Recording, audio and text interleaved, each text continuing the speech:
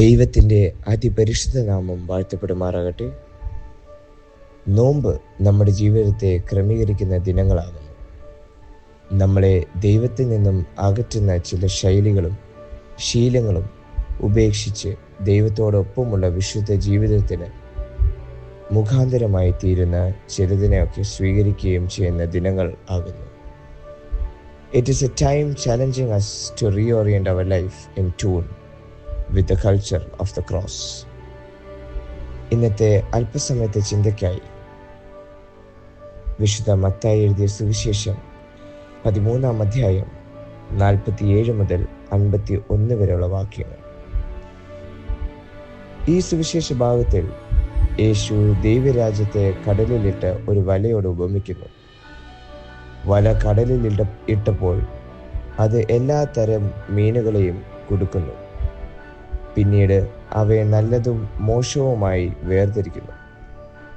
ഈ ചെറിയ ഉപമ നമ്മെ നോമ്പുകാലത്തിൽ 3 പ്രധാന സത്യങ്ങൾ ഓർമ്മിപ്പിക്കുന്നു: വിളി, വിധി, മാറ്റം. ഒന്നാമതായി വിളി. ദൈവരാജ്യത്തിൻ്റെ വിശാലത. വലയിൽ എല്ലാ തരവും മീനുകളും കുടുങ്ങുന്നു.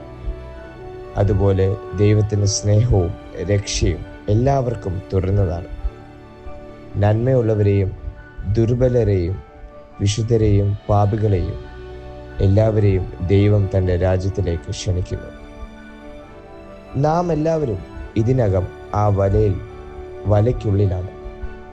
പക്ഷേ ചോദ്യം ഇതാണ്: ഞാൻ എങ്ങനെ ഒരു മീനായി ജീവിക്കുന്നു? നോമ്പ് നമ്മെ വിളിക്കുന്നു ദൈവത്തോടുള്ള ബന്ധം പുതുക്കാനും അവൻ്റെ ശബ്ദം വീണ്ടും കേൾക്കാനും. രണ്ടാമതായി വിധി. ഒരു ദിവസം വേർതിരിവ് ഉണ്ടാകും. വല കരയിൽ കൊണ്ടുവന്ന് മീനുകൾ തിരിച്ചു നോക്കുന്നു. നല്ലത് ചട്ടികളിൽ വെക്കുന്നു, മോശം പുറത്തേക്ക് എറിയുന്നു. ഇത് അന്തിമ വിധിയുടെ ഒരു ചിത്രമാണ്.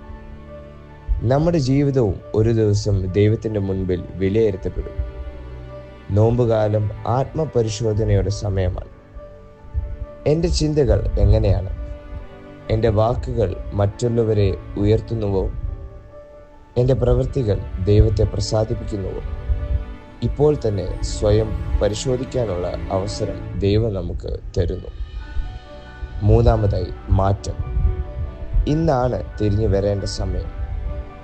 ഈ ഉപമ ഭയപ്പെടുത്താനല്ല, ഉണർത്താനാണ്. ദൈവം മുന്നറിയിപ്പ് നൽകുന്നത് അവൻ്റെ സ്നേഹത്താലാണ്. നോമ്പ് ഒരു കൃപാ സമയമാണ്. പ്രാർത്ഥന, ഉപവാസം, ദാനം ഇവ നമ്മെ ശുദ്ധീകരിക്കുന്നു. അർദ്ധഹൃദയ വിശ്വാസമല്ല, പൂർണ്ണ സമർപ്പണം ആവശ്യമാണ്. ഇന്ന് നമ്മൾ ചോദിക്കണം: ഈ നോമ്പിൽ ഞാൻ എന്ത് മാറ്റം വരുത്തും? ഒരു ചെറിയ നല്ല തീരുമാനം എടുക്കാൻ ഞാൻ തയ്യാറാണ്. വല ഇതിനകം കടലിൽ ഇട്ടിരിക്കുന്നു. നാം എല്ലാവരും അതിനുള്ളിലാണ്.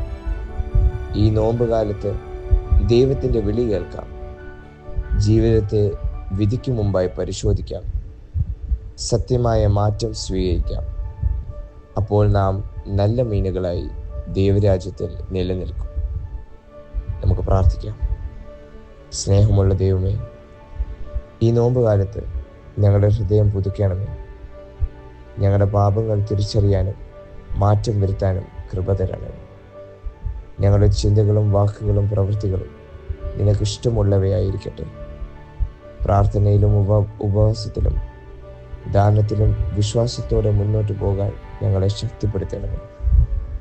പൂർണ്ണ ഹൃദയത്തോടെ നിന്നെ അനുഗമിക്കാൻ ഞങ്ങളെ സഹായിക്കണമേ. എല്ലാം യേശു ക്രിസ്തുവിൻ്റെ നാമത്തിൽ തന്നെ. ആമേൻ.